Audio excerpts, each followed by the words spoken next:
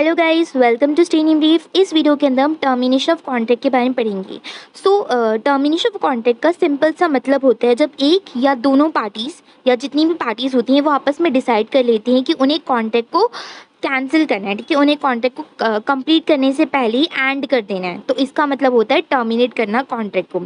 अब कॉन्ट्रैक्ट को कैंसिल करने के पीछे काफ़ी सारे रीजंस इन्वॉल्व हो सकते हैं, जिसमें सबसे कॉमन रीज़न होता है जब कोई भी पार्टी ब्रीच कर देती है कॉन्ट्रैक्ट का। ठीक है, कॉन्ट्रैक्ट को जब कोई भी पार्टी तोड़ देती है तो इस वजह से भी टर्मिनेट हो जाता है कॉन्ट्रैक्ट। अब या फिर ये भी हो सकता है कि कोई सर्कमस्टांसेस यानी कि ऐसे सर्कमस्टांसेस बन रहे हैं जिसकी वजह से जो आपका जो कॉन्ट्रैक्ट है वो इम्पॉसिबल हो रहा है कि अब वो कॉन्ट्रैक्ट फुलफिल नहीं हो पाएगा, तो भी टर्मिनेट हो जाता है कॉन्ट्रैक्ट। या फिर जब पार्टी म्यूचुअली एग्री कर देती है, दोनों पार्टीज एग्री कर रही है म्यूचुअली कि इन्हें कॉन्ट्रैक्ट को कैंसिल करना है, तब भी कॉन्ट्रैक्ट टर्मिनेट हो सकता है।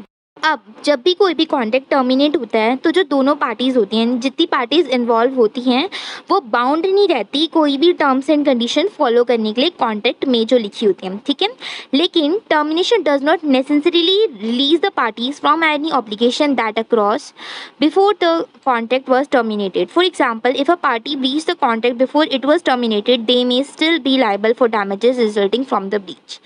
अब कहने का मतलब ये है कि जब टर्मिनेशन होती है तो ज़रूरी नहीं है कि जो टर्मिनेशन है वो नेसेसरीली रिलीज़ कर देगी, यानी कि पार्टी को रिलीज़ कर देगी किसी भी ऑब्लिगेशन से। ठीक है, ऐसा नहीं होता पॉसिबल। फॉर एग्जांपल के लिए मतलब मान लेते एक पार्टी है, उसने कॉन्ट्रैक्ट को क्या करा, ब्रीच करा, एंड वो जो कॉन्ट्रैक्ट था वो टर्मिनेट हो चुका है, बट स्टिल यहाँ पर भी वो लाइबल हो सकते हैं किसी भी डैमेजेस के लिए जो भी उस ब्रीच से निकला है। ठीक है, नाउ अब हम देखेंगे कि जो कॉन्ट्रैक्ट है वो टर्मिनेट कब कब हो सकता है। ठीक है, कैसे हो सकता है। पहला है टर्मिनेशन बाय म्यूचुअल एग्रीमेंट। इसका मतलब है कि दोनों पार्टीज एग्री करते हैं कि उन्हें कॉन्ट्रैक्ट को टर्मिनेट करना है, उन्हें कॉन्ट्रैक्ट को कैंसिल करना है। ठीक है, ये जो है ये एक रिटन एग्रीमेंट के फॉर्म में भी टर्मिनेट हो सकते हैं कॉन्ट्रैक्ट, या फिर वर्बल एग्रीमेंट के थ्रू भी म्यूचुअली एग्री करके पार्टीज कॉन्ट्रैक्ट को टर्मिनेट कर सकती हैं। Now the second one is termination for cause. इसका मतलब है one party terminate the contract due to a breach by the other party. एक जो पार्टी होती है वो टर्मिनेट तब भी कर सकती है जब जो दूसरी पार्टी है उसने क्या करा, ब्रीच कर दिया कॉन्ट्रैक्ट को, दूसरी पार्टी ने ब्रीच कर दिया, तो जो पहली पार्टी होती है वो टर्मिनेट कर देती है, कॉन्ट्रैक्ट को कैंसिल कर देती है। एग्जाम्पल क्लेम, एक पार्टी है वो अपनी परफॉर्मेंस को करने से फेल हो जाती है, अपनी ऑब्लिगेशंस को फुलफिल नहीं कर पा रही जो भी कॉन्ट्रैक्ट के अंदर लिखी हुई थी, जो दूसरी पार्टी है वो उस कॉन्ट्रैक्ट को टर्मिनेट कर देती है। यहाँ पे जो पार्टी है वो कॉन्ट्रैक्ट को टर्मिनेट कर रही हैं, लेकिन उन्हें एक नोटिस भी प्रोवाइड करना पड़ता है। ठीक है, दूसरी पार्टी को उन्हें नोटिस देना पड़ता है एंड उन्हें एक अपॉर्चुनिटी देनी पड़ती है ताकि वो उस ब्रीच से क्योर हो सकें। Now the third one is termination for convenience. इसका मतलब है कि one party terminate the contract without cause, usually with notice. इसके अंदर बेसिकली क्या करती है, कोई भी पार्टी बिना किसी कॉज के अपने कॉन्ट्रैक्ट को टर्मिनेट कर देती है, लेकिन वो इसमें नोटिस प्रोवाइड करती है। इस टाइप की जो टर्मिनेशन होती है वो जनरली अलाउड करी जाती है जब कॉन्ट्रैक्ट के अंदर कोई भी क्लॉज इंक्लूड हो। ठीक है, जो भी मतलब कोई भी ऐसा कॉन्ट्रैक्ट के अंदर क्लॉज लिखा होना चाहिए जो इसे अलाउ करवा रहे हैं कि आप इस तरीके से अपने कॉन्ट्रैक्ट को टर्मिनेट कर सकते हैं, तभी हम टर्मिनेशन फॉर इनकन्वीनियंस से या कन्वीनियंस से अपने कॉन्ट्रैक्ट को टर्मिनेट कर सकते हैं। Now the fourth one is termination by impossibility. इसका मतलब क्या है, इसमें जो कॉन्ट्रैक्ट होता है बेसिकली वो कंप्लीट नहीं हुआ है। ठीक है, कोई भी अनफोर्सिंग कोई भी सर्कमस्टांसेस ऐसे क्रिएट हो गए जिसकी वजह से कॉन्ट्रैक्ट जो है वो कंप्लीट नहीं हो पा रहा। फॉर एग्जांपल कोई नेचुरल डिजास्टर आ गया, या फिर किसी भी पार्टी की डेथ हो जाती है, ठीक है, पर्सन की डेथ होगी, तो भी कॉन्ट्रैक्ट जो है वो टर्मिनेट हो जाएगा, क्योंकि वो कॉन्ट्रैक्ट अब पॉसिबल ही नहीं है कि वो कॉन्ट्रैक्ट फुलफिल हो सके।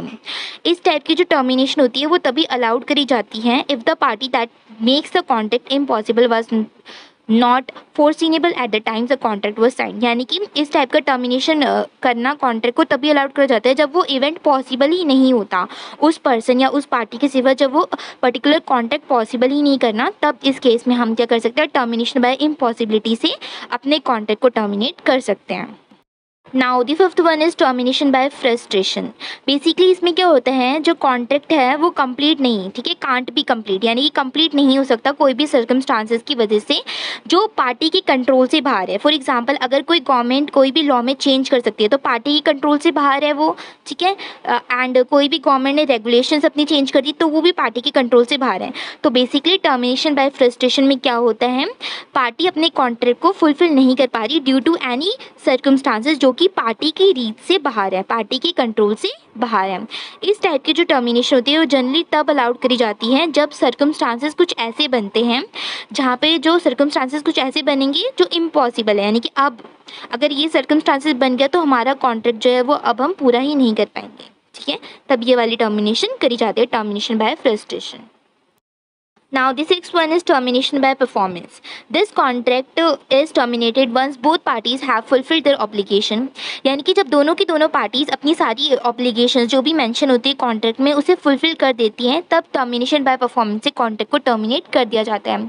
ये टाइप की जो टर्मिनेशन होती है वो तभी अलाउड करी जाती है जब contract specify that it will terminate once the obligation have been fulfilled. जब कॉन्ट्रैक्ट में ये चीज़ मेंशन होनी चाहिए कि अगर जब उनकी परफॉर्मेंस, जब जो दोनों पार्टीज है अपनी सारी परफॉर्मेंस को फुलफिल कर देगी उसके बाद इस कॉन्ट्रैक्ट को हम टर्मिनेट कर सकते हैं। अगर ये कॉन्ट्रैक्ट के अंदर मेंशन है तब ये टाइप की टर्मिनेशन जो है वो अप्लाई होती है, termination by performance, and contract जो होता है वो टर्मिनेटेड हो जाता है। Now the seventh one is termination by expiration, यानी कि इस कॉन्ट्रैक्ट में बेसिकली क्या होता है, एक स्पेसिफाइड टाइम पीरियड के लिए कॉन्ट्रैक्ट को बनाया जाता है एंड जब वो टाइम पीरियड ख़त्म हो चुका है, अब वो टाइम पीरियड क्या हो चुका है, ओवर हो चुका है, तो हम कॉन्ट्रैक्ट को टर्मिनेट कर सकते हैं।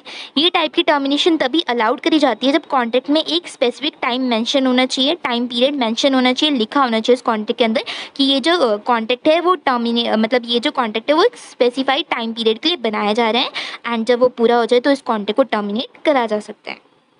Now the eight one is termination by rescission. इसमें बेसिकली क्या होता है, the contract is terminated because it was based on a mistake, fraud और मिस रिप्रेजेंटेशन। इसके अंदर हम कॉन्ट्रैक्ट को टर्मिनेट इसलिए करते हैं क्योंकि जो कॉन्ट्रैक्ट है उसके अंदर या तो फिर कोई मिस्टेक हो चुकी है या फिर फ्रॉड हुआ है या फिर कोई मिस रिप्रेजेंटेशन हुई है उस कॉन्ट्रैक्ट के अंदर, तो कॉन्ट्रैक्ट टर्मिनेट हो जाता है। अब ये जो टाइप की टर्मिनेशन होती है वो तभी अलाउड होती है if one party can prove that the contract was based on a mistake, fraud और मिस रिप्रेजेंटेशन।